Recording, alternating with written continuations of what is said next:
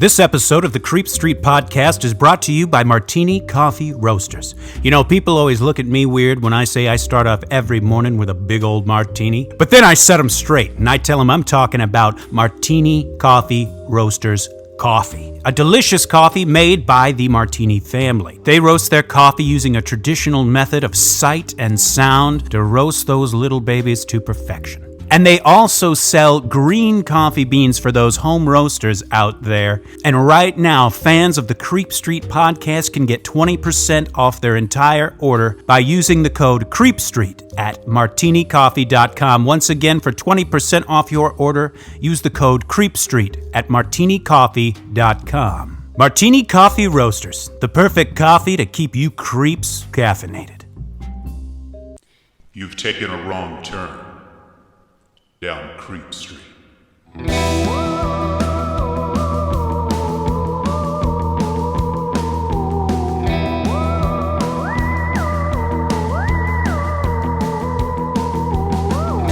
Citizens of the Milky Way, my name is Dylan Hackworth. I'm Maureen Bogey. And this is Creep Street. It is, baby. As always, up top, please follow us on Facebook and Instagram at Creep Street Podcast, Twitter at Creep Street Pod. On our Facebook, within our Facebook, there's another group called Citizens of the Milky Way. It's a little forum where we like to interact with our listeners, post funny articles, memes, just, daily, just see how everyone's doing. Feel free to join that. You just click join and one of us will let you in. Everyone's free to join. Mm-hmm. And of course, if once a week just is not enough creep for your street, you need some more of that. You need more bonus content, baby. That's right, baby. You know right where to go, and that is patreon.com/Creep Street Podcast. And you know what? We've got a couple extra people in our top tier that just joined. Right. Ooh, I am ready to hear these names just in a major way. Here we go. Of course, the dream, James Watkins. The Finnish face, Via Lundqvist. The madman, Marcus Hall. The vivacious Vicky McHugh, the tenacious Teresa Hackworth, the heartbreak kid Chris Hackworth, the oh-so suave Sean Richardson, the British bonebreaker Bex Martin, the notorious Nicholas Barker, the terrifying Taylor Lashmat, the Count of Cool Cameron Corliss, the Archduke of Attitude Adam Archer, the sinister Sam Kiker, the Nightmare of New Zealand Noeline Vivilli, and two newcomers from Australia, the Leviathan, Levi Mace. And from right here in Chicago, Illinois, the loathsome Johnny Love. Oh, baby, thank you so much for reading those names. And a special shout out to one of our newest patrons, Johnny Love. He is in a fantastic band called the North and Wells Band. Check them out on Spotify, YouTube, Apple Music. Just open a window and see if you can hear them for real. I mean, they play live sometimes, so it could happen. Just check them out. They're a great band. You're going to love it. Well, this is a special episode today. This has been a long-awaited, long-anticipated episode. Every podcast, when they're starting off, dreams of getting to episode 69. 69, baby. And on this day, we did it. We did it. Our podcast has made it to 69.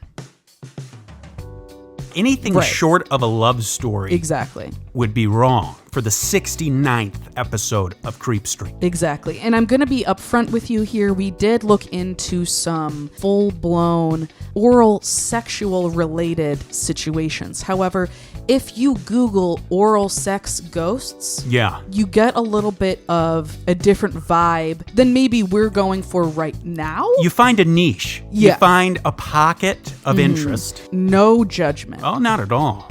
But does it suit Audible media? Yeah. Audio media. But we would work exclusively with Audible if they are listening. Oh, yeah.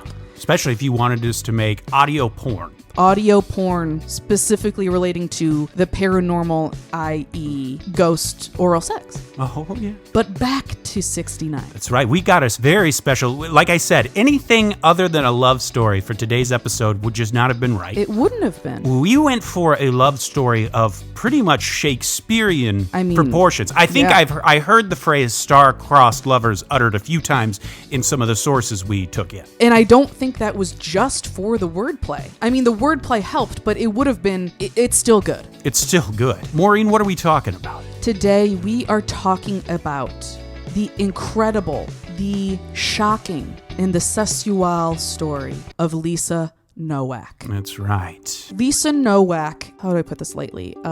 She's that crazy astronaut woman who drove 900 miles from Houston to Orlando wearing a diaper. That's right. That's the Cliff Notes. That's the Cliff Notes. That's probably what you've heard. And I'll tell you, that is probably the most exciting news story of all time. Yeah. This story, as many of you may recall, was absolutely, it was on the news, it was on TV all the time. I mean, like all the late night shows doing bits about it, even like sitcoms doing bits about it. Oh my gosh. Well, let's be honest, it's a batshit story. It's a batshit story. There's a reason why it's coming to Creep Street. There we go, baby. It's batshit crazy. It is so insane and fascinating. But at the same time, this woman was an astronaut. Okay, she was smart. She was detail oriented. She was a planner. How did this happen? Let's try and figure it out, shall we, creepers? Please. There are some great sources out there for this story. The two that I used the most, one is a docuseries called Scandal Made Me Famous. I watched the episode so aptly and so sensitively titled Diaper Astronaut. A little sidebar, that series is interesting because you think that it's gonna be kind of about things like this, kind of crime related things, but then they also have Kim Kardashian has her own episode. Interesting. You know, so if you're just looking for scandal in general, it doesn't have to necessarily be crime. And the second source that I used was a Spotify original podcast called The Dark Side. And this was an episode that was a crossover with another show called Female Criminals. And this show is hosted by Vanessa Richardson. And also, I have a little source here. An article entitled Explicit Email Exchange May Have Provoked Astronaut Lisa Nowak's Breakdown from ABC News.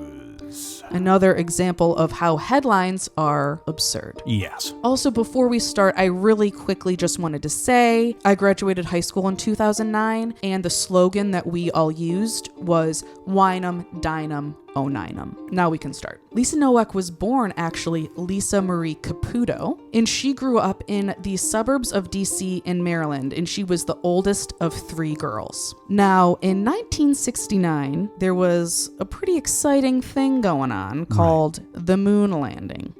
She was about 5 years old during the moon landing, and it just absolutely inspired her, enthralled her, just absolutely overcame her with wonder. And she really, from then on, made it her goal to be an astronaut. Now, how many kids say they're going to be an astronaut? You know what I mean? A lot. Right.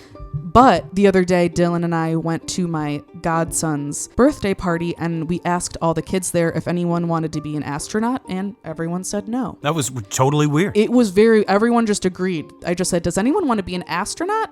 And everyone just went, no. No. Maybe, but most kids that aren't related to me want to be astronauts. However, Lisa really had the right stuff, to make it happen. But she actually did. She was very, very smart and studious, and people actually called her hyper-focused. She was definitely competitive and a perfectionist. Absolutely. She worked very hard in school, especially on her math and science classes, knowing that those would be the most important classes to master in order to be an astronaut. And in 1981, Lisa graduated high school and she was accepted to the Naval Academy in Annapolis, Maryland. This is a huge deal for anyone today and then, and especially for a young woman like her. This was a big deal, and she also knew this was the best way to gain entrance into NASA. Right. That they usually kind of work from the inside, pulling people with a military background. Exactly. So she was really playing the long game here. So even though she was overjoyed to be at the Naval Academy, first years really, really have it rough. and especially first-year women. It's just really classic, like, bullshit hazing shit, where basically people can just scream at you all the time. Older students could go into your room and completely mess it up, like completely screw everything up, and then you might have a room check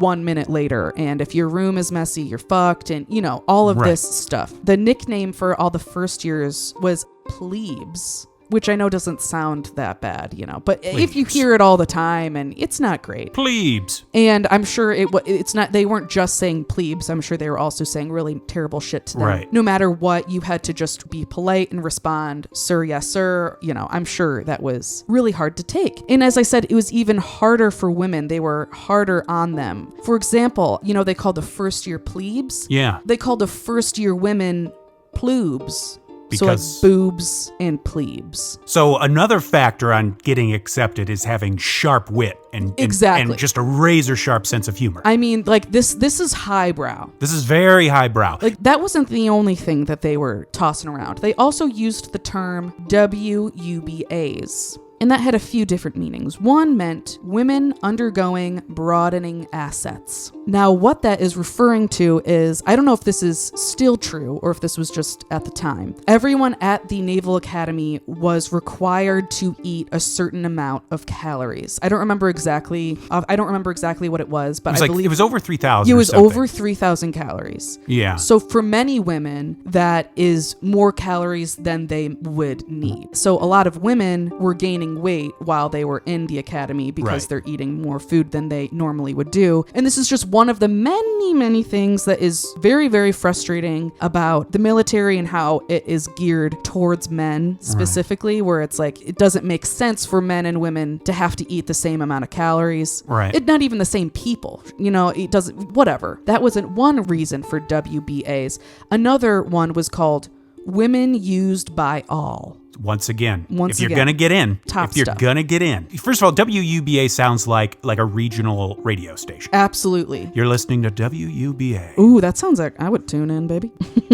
It does sound like that. So what I'm confused about this is like, they're saying that all of these women, like everyone is sleeping with these women, but like they must know that like that's not what's going on. They're just, I know it's not logical and that's not how misogyny works. I understand that, but that one, it just genuinely doesn't make sense. It's like, what do you mean used by, like, what are you even talking about? This is lazy. This is a lazy joke. As many of you know, Dylan and I work in the comedy world when we're not creep straighten, and I don't like a lazy joke. But the misogyny and the prejudice that Lisa was facing at the Naval Academy wasn't just from her peers or from her fellow students, the professors and the officers. In fact, at least one of her professors just point blank said, "I don't think women should be here." You gotta give him credit for that. He was clear. Wow. He was up front, and there you go. Not a lot of nuance. But at didn't least have that Naval Academy wit and hilarity that we're used to so far. Yeah, this must have been an adjunct professor. But so this is the type of stuff that she is facing while she is going through a grueling schedule of training and classes and studying and working. And I mean, it's crazy. But she worked tirelessly. Her work ethic and her competitiveness really propelled her forward during her time at the Naval Academy. And in 1982, she becomes a midshipman, and on May 22nd, 1985, she graduates and becomes an officer alongside her boyfriend, Rich Nowak. Spoiler alert, they're gonna freaking get married. It's her last name. By the way, she made midshipman and was later ousted by a Colleen Shipman.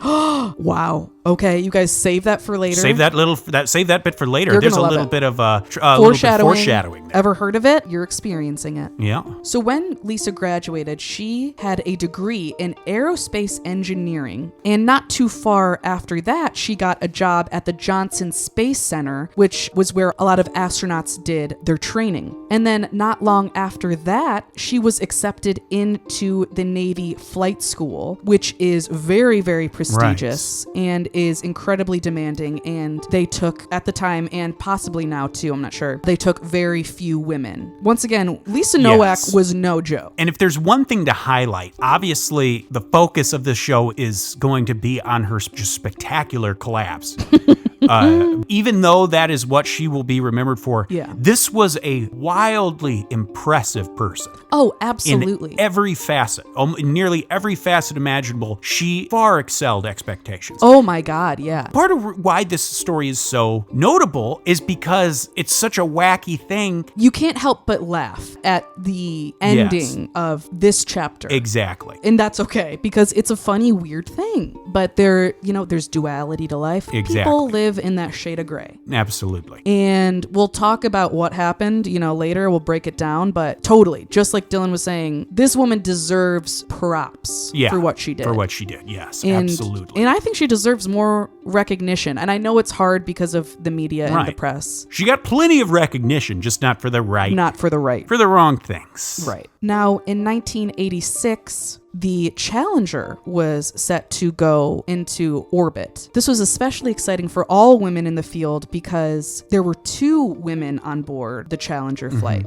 Very tragically, during takeoff, the Challenger exploded, instantly killing all people on board. This is one of those things you've probably seen, even if this happened before you were born, happened before we were born. At least here in the States, I'm sure it's the photos of it. It's an image you become very well acquainted with. You see it in history books, and it was such a shocking, traumatic event, really for everyone watching. But the people in the space program, of course, especially, were hit hard by the loss. And even with this very sobering tragedy, Lisa still worked incredibly hard, and in June 1987 she earned her wings and officially became a naval aviator. Oh, wow. This is crazy. A huge step for women in the 80s. This is Top Gun time, baby. This This huge. is Top Gun time. This is Top Gun time. I'm glad you brought up Top Gun because it's going to come up later. So in June 87, she got her wings, but in April 88, that girl got her rings, okay? She got married. Damn. She got married to Rich Nowak. I haven't mentioned Rich that much in this episode, which is, sad in its own right, but unfortunately, he's not really super relevant. Exactly. Which sucks, but he also was at the Navy, graduated from the Naval Academy, and was also very well respected and successful. Right. However, Lisa, in years to come, we'll see really surpasses him career-wise. And I'm not sure if Rich was a part of the space program. I don't know if he was involved with NASA or specifically with just the Navy. I'm not sure. So pretty impressive couple. So yeah, a very impressive couple for pretty sure. Impressive couple of Big people. time. And then in 1982, she gave birth to their first son, Alexander. And not long after she had Alexander, I believe it was just a month after he was born, she received her master's in aeronautical engineering. And then in that September, she received another master's degree in engineering of aeronautics and astronautics. Damn. It's almost machine-like. Yes, totally. And I think that's something that that got her so far to a point. Her obsession and her drive suited her really well for her career. Right. But I think she had a little hard time turning it off. Then in 1995, NASA announces that they are going to be accepting new applicants for the astronaut program. This was a huge deal for Lisa. Obviously, it has been her lifelong goal to get to space. And in 1996, she finds out she is one of 150 people deemed, quote, highly qualified for the space program. And after that, she was one of the 44 that were actually chosen to begin training. And then she has twins, Katrina and Alyssa. And then after that, on December 12th, 2002, she finds out that she is going to be a mission specialist on the Columbia. Yeah. The Columbia's big old space shuttle. Now, there were 2 scheduled flights with the Columbia, and Lisa was scheduled for the second flight. So the first flight went out in early 2003, and on February 1st, that mission was set to be returning back to Earth. And on the Columbia was one of Lisa's best friends, Laurel, another astronaut. And unfortunately, upon re-entry, the Columbia disintegrated over Texas, instantly killing all those on board, including the 2 women on board and her best friend, Laurel. I can remember when that one happened. Because like I said, Challenger in 86, that was before I was born. But I can remember, I think I was a freshman in high school when the Columbia broke up on re-entry. Yeah, I remember us watching it right when it was happening. You know, all the rooms at the school had TVs and stuff. You know, all the TVs flipped on and we watched. But yeah, it was wild. It was a very tragic thing. And it was on re-entry. It was like... They were on the way back. Yeah. And of course, as we'll talk about, there was a lot of survivor's guilt that came up around this because literally the only reasons you were either on that flight or the next one, the one Lisa's on, is just how you were scheduled. And it could have happened to anyone. And it's so sad too, with the nature of these things, that the whole world or all of the US is watching this, you know, expecting it to go well. And when you could first see the debris entering the atmosphere on screen, I think at first you couldn't tell what was going on, but I guess I think it was like an hour earlier they had lost contact with ground control, and so there's a whole, you can read, there's a very broken like timeline of events of what actually happened, but yeah, very tragic stuff. So of course this was very hard on the whole space program and this whole community. Of course it really affected Lisa as well, but she had been pushing down her emotions and moving forward towards her goals her whole life. And that wasn't just her, that's also kind of a thing that was going on. I mean, that happens with many jobs or many professions, but with NASA, they were afraid to show that they needed any kind of help mentally. Because they felt like that would keep them from being chosen for a future flight. So Lisa really just white-knuckled it and kept on working. At this time, there were some issues in her marriage as well. Whether or not the Columbia explosion directly had anything to do with that, no one except Rich and Lisa will know. But it was said in a lot of sources that the drain on the two of them from working different hours and also from Rich really taking the lead and taking over for a lot of the parenting and household jobs when she was away so much because she was working so much and had to travel for work and all of this. And it was during this time in 2003 where she reconnected with an old colleague who she originally met back in 1996. Back in 1996, she didn't really give it a second thought, but things were different in her life in 2003. That's when she met a gentleman named Billy O. Bill O'Flynn. That's right. Bill O'Flynn is his actual name, but we're going to call him Billy O because I think that's what a lot of people called him. Yeah, I think people actually do use like Top Gun nicknames. Billy O. And that's what I think this is. And so out of respect for him, we're going to call him Billy O. From henceforth, it was during 2003 that Billy O was transferred to the NASA headquarters in Texas. And this is when he started spending more and more time with Lisa Nowak.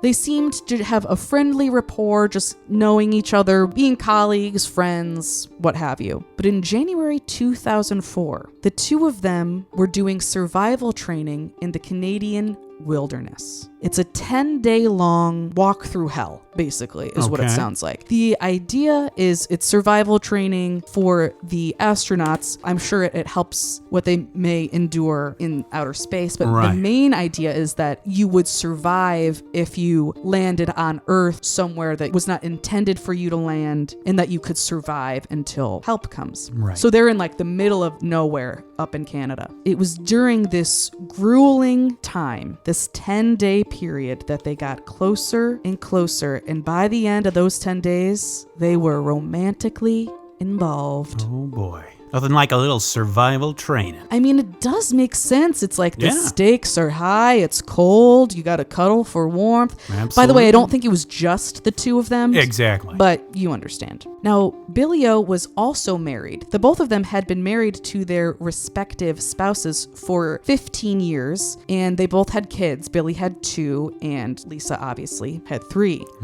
Now, this relationship was pretty risky, and not just because they both were in committed relationships already, but also because this was a big ol' no-no in the NASA world, in the Navy world. Just the whole... NASA hates love. Yeah, they hate love. They've always hated love. They've been open about it. Love space hate love. Isn't that weird? That's what NASA stands for. Now, I don't really know if this is like a thing throughout all branches of the U.S. military where they say it's not allowed, but it's more just kind of like they don't want you to do that. Or could you actually get in trouble for this? Or would you not get in any actual trouble, but you would get in, you might lose respect of people and things like that. I don't really know, but I do know that they weren't supposed to be doing it and they didn't want to get caught, which I'm sure made it hotter. But this actually was a risky situation. This was some risky business. But it wasn't long until Billy O's wife found some emails on Billy O's computer. Emails to Lisa, obviously. Right. And it's not long after that Billy O's wife files for divorce and Billy moves out. He moves out into his own apartment and gives Lisa a key. Now, Lisa was over at Bill's so much that Bill's neighbor thought that Lisa was his full-blown girlfriend. Uh-oh. Like real,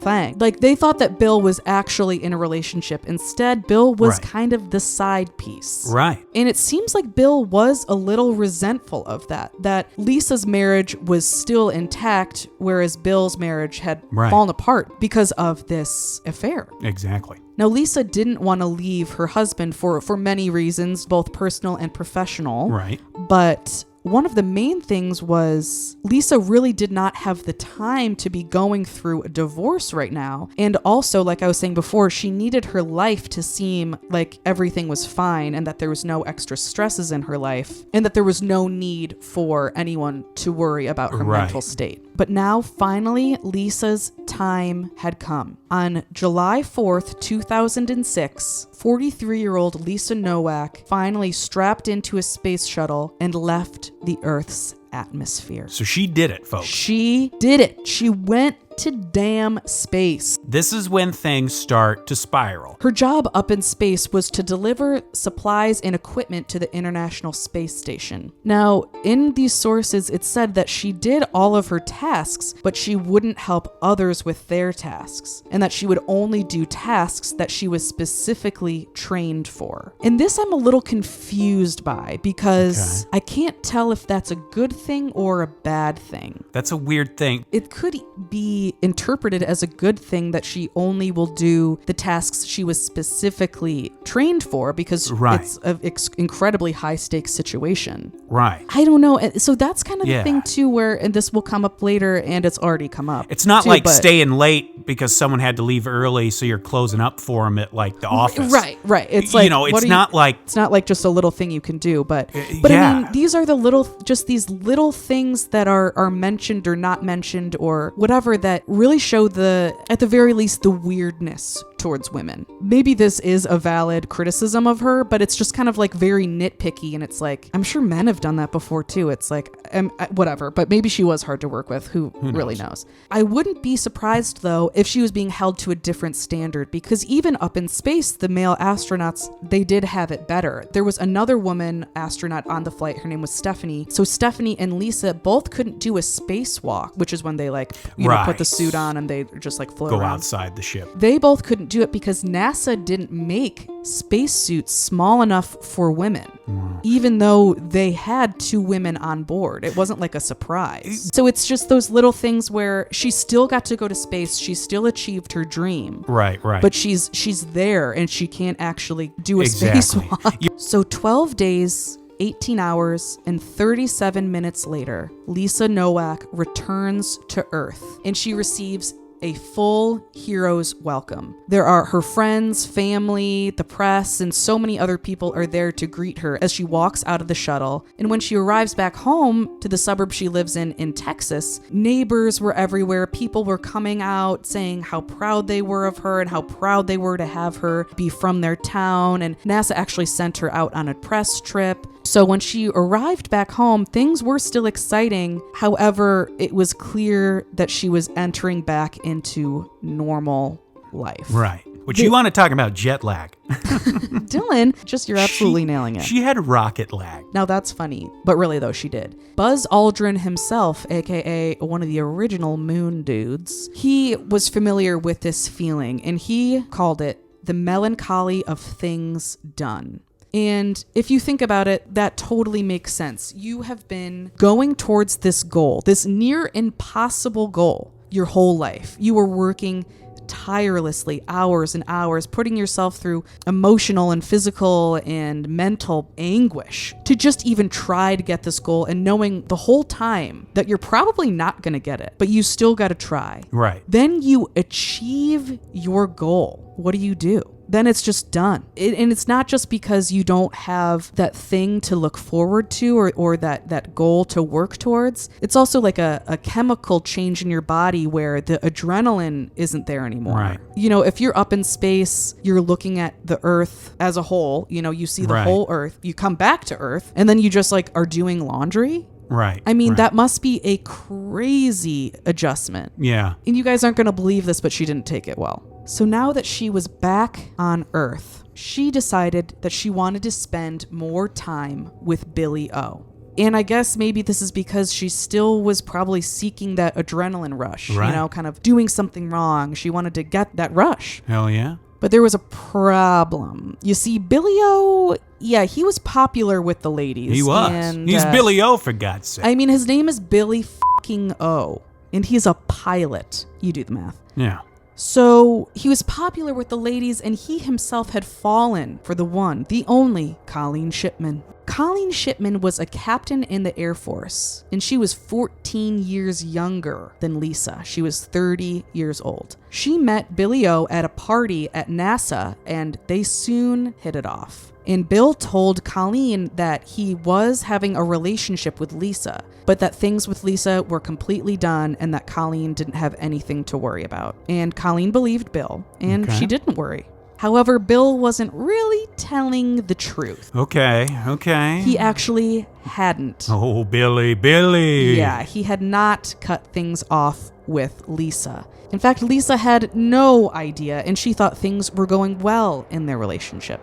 So in the fall and winter of 2006, Lisa noticed that Bill was being more and more distant, not returning calls, not returning texts. But she did know that he was set to go to space himself. That's right. On December 9th. I forgot that he went to... Did Colleen Shipman ever go to space? No. Okay, because I forgot Bill goes too He after goes Lisa, right? Exactly, on the same ship, the Discovery. That's right. Okay, cool. Yes, and we have also seen the Discovery in person. That's right. At Cape Canaveral. We sure did. I wish I had put that together, that was the same ship that these two people had been on at the time. But at the time when I was looking at it, I was just thinking about like science and stuff, which is, you know, not as fun, but still, you know, cool. Anyway, so Lisa thought that Bill was being distant because of this impending launch. He had a lot to prepare, a lot on his mind. So she thought when he returns, things will be okay. However, that did not really seem to be the case. You see, on December 9th, Bill did launch into outer space. That's right. But the internet, baby, it's a beautiful thing. I don't understand it, but it's real. Wow. And Bill was able to send some emails back and forth with his new gal, Colleen Shipman. That's right. Then on December 22nd, Billy O lands back on Earth safe and sound. Now, just a few weeks after Billy O's return, Lisa finally separates from her husband, Richard. And then she sends a letter to Billy O's mom.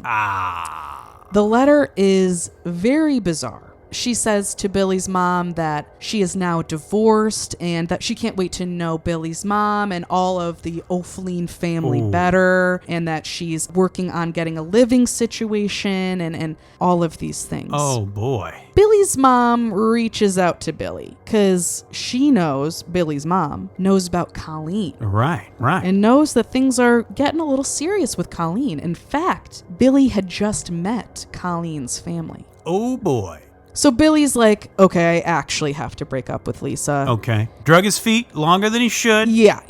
But he's doing it now. He's doing it now. Probably should have brought it up before she finalized that divorce with her husband. Right. I'm hoping... Not that they were, I mean, clearly they weren't on good terms anyway, and they were going to divorce, but it's like, if that was the deciding factor, probably should have, That really is you hate to hear that. But yeah, like you were saying, I think that relationship was kind of, it was on the outs anyway. So Billy finally asks Lisa to work out with him at the NASA gym. And it's at the NASA gym that Billy tells Lisa about Colleen and formally breaks things off with Lisa. makes it clear, gently explains to her the situation. While working out. It was time to work through some hard emotional issues and strengthen your core. That's right. Bill said that Lisa looked normal, accepted the news okay, maybe a little disappointed, but fine. She said she was happy for him, wanted them to be happy, and Bill believed it. Here's the thing, Billy's a fucking idiot. Yeah. That's not how she felt. Like, Billy is such a man. You'll see. You'll see. It's really going to pop off here. So Lisa really was actually not taking this news well. She had a good poker face. She did. She had a great poker face. Good stuff. Even though he did carry it on longer than he should, he did lead her on. He did make that formal break before the shit hit the fan. Yes. And I understand that's what happens next is not Billy's fault. It's just classic that Billy couldn't see what was really going on behind her eyes. Right. Because I can't imagine she really was as calm and normal seeming as Billy made it seem. Right. That's just me. I'm editorializing. Right. I don't know Miss Lisa, but that's just what I'm thinking. Well, it just goes to show you that emotional intelligence and that sort of intelligence of reading people is a different thing than actually being astronaut intelligent. Right. Obviously, that's also a great thing to be, but shows you that you can be book smart and all that and not be that smart when it comes to interactions. He was good at chemistry, but was he good at chemistry? That's right. Yeah, but here's the thing, though. Not long after Bill officially broke things off with Lisa, she snuck into his apartment while he was at work.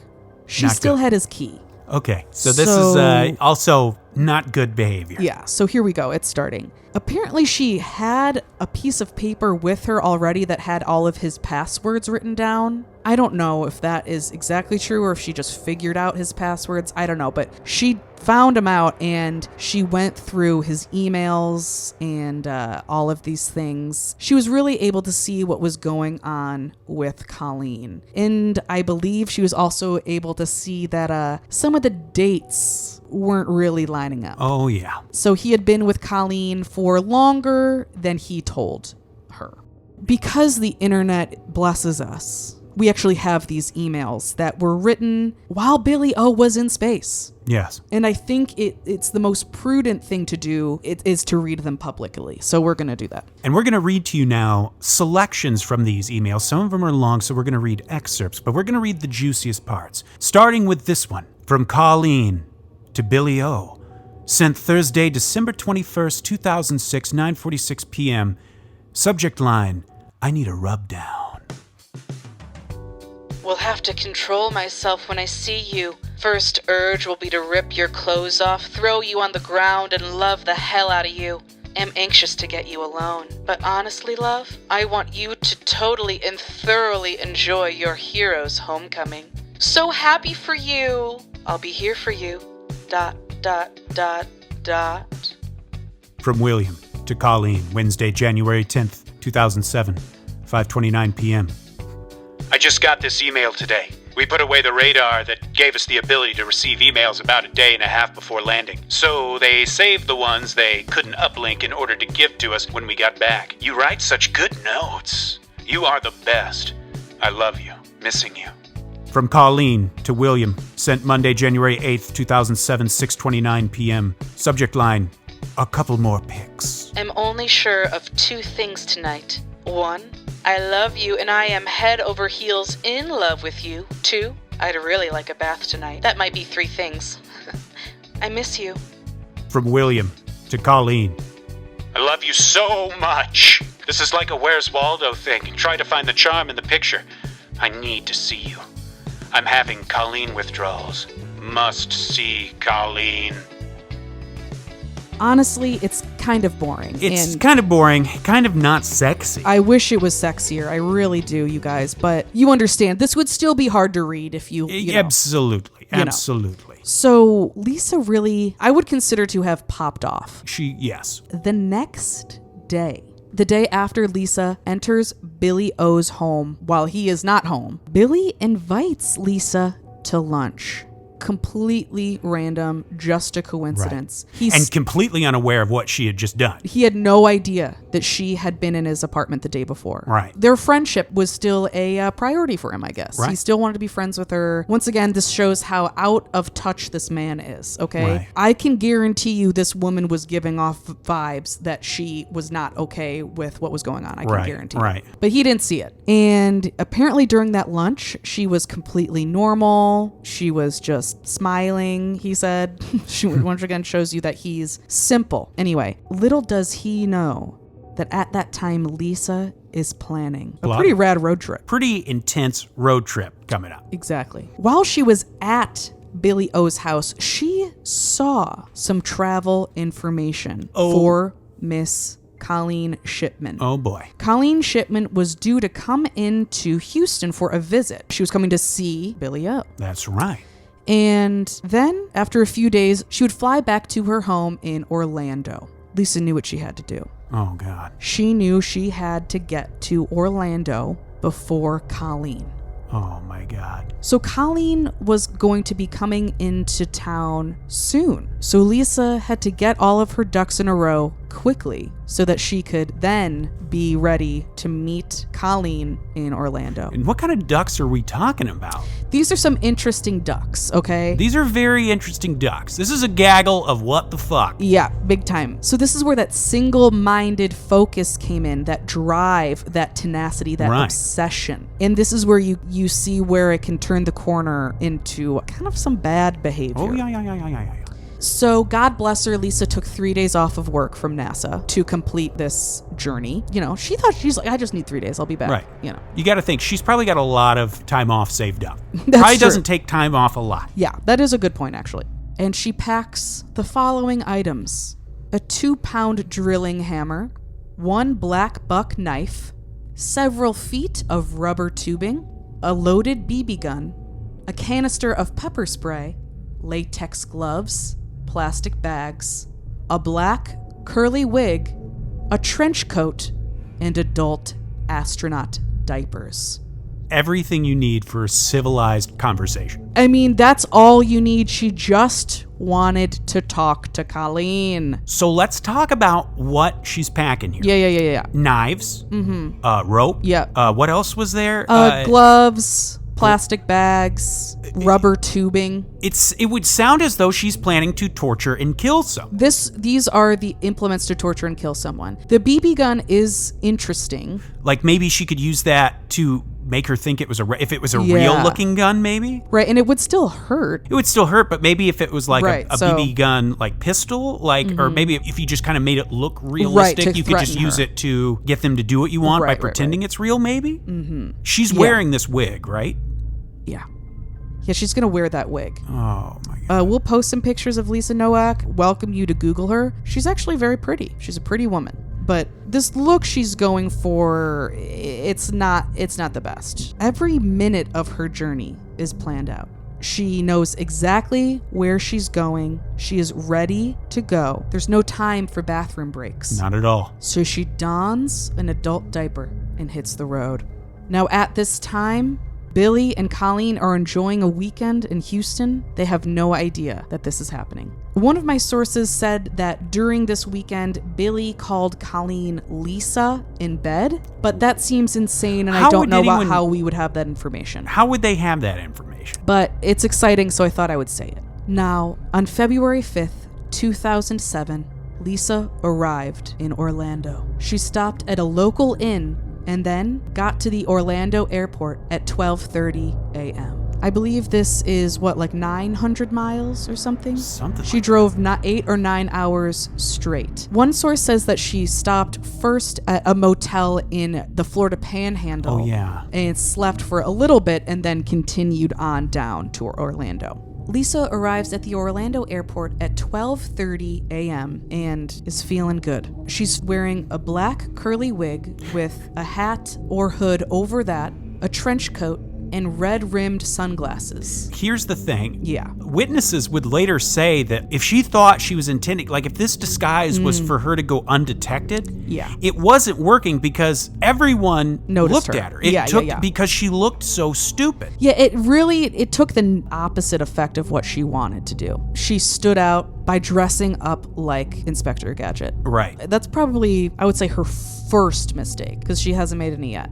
At 1:22 a.m., Colleen Shipman finally lands at the Orlando airport. Colleen's bag unfortunately did not make it onto the plane, so she had to wait another hour before she could leave the airport.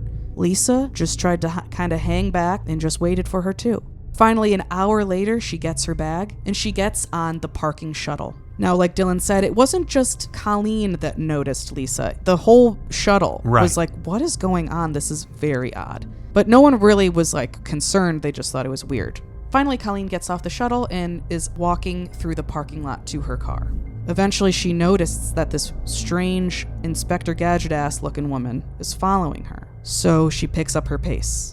This trench-coated thing starts chasing after her. Right. She runs and leaps into her car just in the nick of time. This woman then starts banging on the windows, asking for help, saying that her boyfriend was supposed to pick her up, but her boyfriend is nowhere to be found, and that she needs a ride to the parking attendant's office thing. Colleen, of course, says no and says that she will go get help for her and have help come back to get her. And at this point, Lisa starts crying. She's crying and starts begging Colleen to lower the window. Now, women are told from basically birth to be afraid of parking lots and parking garages. So Colleen must have been fucking scared as hell about this. But also, a woman is doing this to her. So I can understand these confusing emotions that she's having, because she's scared. She doesn't want to be around this person that's clearly acting crazy, but it's another woman crying alone in a parking lot. So you do feel bad. So she lowers the window a little bit. By the way, I know it feels like that, but if this ever happens to you, don't lower the window. Do that. I'm just saying I understand why Colleen did that, but don't ever do that, ever. Because Lisa used her tricky little astronaut hands and got her hand through the open window and pepper sprayed Colleen in the face. Colleen was able to get the keys in the ignition and essentially drove off blind. And here's the thing. Lisa never really had an ending planned. For all of her planning and nature to be goal-oriented and hard-working and detail-oriented, it didn't pay off here. No. And this shows how obsessive she was and how kind of truly outside of her mind she was. Right. Now that this happened, she didn't have a plan. She didn't know, even if her intent was to torture and kill her, I don't think she thought about how are you going to get rid of her car or your car, or that there's going to be security cameras, it's an airport, so like she just really wasn't thinking. Colleen went and she got help. She called 911, and Officer Wendell Reeves got the call and drove by the airport parking lot, and he saw Lisa throw away her wig and some of her other items. The police officer's like, hi. She didn't make an effort. She didn't even make an effort to get in your car and drive off quickly and dispose of the evidence. It's like she just put it in the garbage can. It's like, what are you thinking? So the police see her do this, and obviously she's acting suspicious. So they detain her. But even while she's sitting on the curb with her hands cuffed, she's still kind of trying to get to her bag or get in her bag or close her bag. Jeez. So the police officer notices, looks in her bag, and sees all of these crazy things in there. So he brings her in to the police station. Obviously. It's once they're at the police station that the police officers realize that they don't just have any person here. When they ask her where she works, she says NASA. When they say, what do you do at NASA? She says, I'm an astronaut. Right away, they know this is a little wild. Right. So then Detective Becton enters and starts talking to Lisa. He starts questioning her at 4:45 a.m. because all of the items that were found in her car / in her bag could be described as a murder and dismemberment kit. Yeah. Yeah. So Lisa admits that she did go there because she wanted to confront Colleen. She said she just wanted to talk to her. When she was pressed more, she said that she just wanted to scare Colleen. She wasn't planning on actually going through with anything, but she wanted to scare her. However, she could not explain the plastic bag and the latex gloves. Jesus God. Also, the police officers found 2 used diapers in her car. Why did she have the used diapers in her car? Why didn't you throw them away? It would have taken 1 second more. Anyway, after that, she was officially arrested for attempted kidnapping, attempted vehicle burglary with battery, destruction of evidence, and battery. When Colleen told Bill what happened, he was absolutely shocked because he's a dumbass. Yeah. Now, there were some friends and colleagues that did stand up for her publicly, and they did defend her publicly, but what her friends and the people in the media that were, making fun of her and calling her crazy, what both of these groups of people could agree on was that they couldn't understand why she would do this. I mean, how bizarre is this? Right. Some of the thinking is she had gone through a lot of stress in her life. She did watch her friends die on the Columbia ship. Her career was on the outs. Right. She was actually, I think I forgot to mention this before, that she was passed up for another mission to space because she didn't do the extra mile. She wasn't a team player. Right. Like her fellow female astronaut Stephanie, I'm sorry, I don't have her last name in front of me right now, but who was also on Lisa Nowak's original space mission. So she was passed up for a mission to space, and the space program, at least in terms of sending astronauts to space, was slowing down, and she realized she probably would never go to space again. She was going through a divorce, and Bill broke up with her. Right. So it was a lot of shit to deal with, for sure. Like, yes. She was probably... didn't have really any mental health support throughout her whole life when she was going through this extreme stress. Right. Unlike anything humans have ever even felt before. Also, it seems like she was extremely obsessed with Bill. Like, this was kind of all around Billy O. So it makes sense that maybe people didn't see her acting crazy because if they weren't talking to her about Billy O, she seemed normal. Right. Now, in the end, in 2009, Lisa accepted a plea deal and she was guilty of burglary and battery, but her sentencing was time served. She had spent 2 days in Orlando County Jail before she was released on bail, which was originally $15,000. Jumped up to $25,000 because they did add attempted murder to her charge. But she ended up taking the plea deal, and because of this, she was given time served, and she was on probation for a year. A lot of people think that this was too lenient of a sentence for her. However, she had no priors. Right. She hasn't done anything like this again. And the judge also, this makes me furious. I don't know if this is normal or not. I don't think it is. The judge in court made Lisa Nowak look at Colleen in the face and apologize. Right. That is so insane. And it's like, even if this woman was intending to kill her, it just seems so weird to make an adult person... It's one thing to, like, obviously, send the person to jail, fine them, whatever. Yeah. But it's weird to make another adult person turn and apologize. Yeah, like, it's like the way, it's like he's talking to little girls. It's like a child, it's so demeaning. And who knows, maybe people do this, judges do this to men too, but I've never fucking seen it. And that makes me so furious. Now, Lisa was also discharged from the Navy, and she and Billy O were both removed from the space program. Wow. Now, Billy and Colleen live in Alaska and are married. Lisa, now, she lives in a small town in Texas and works in the private sector. Whatever that means. Whatever that means. She's very private, as you can imagine. As you can imagine, yeah. I mean, such a wild story where this brilliant woman just went off the goddamn rails and wore a diaper to assault a woman. I mean, it's crazy. What a weird, fun, kind of sad, but funny story. Right, well, that's going to wrap it up for Lisa Nowak. That's right. Maureen, thank you for doing all of that research. Thank you. And thank you all so much for listening. If you'd like to support the podcast, please like, follow, share, upvote, tell a friend. All of these things, they really do make a difference. We really do appreciate it. That's right. And once again, if you want to support this show, go to patreon.com/Creep Street Podcast. My name is Dylan Hackworth. I'm Maureen Bogey. Citizens of the Milky Way, good night and goodbye. Bye.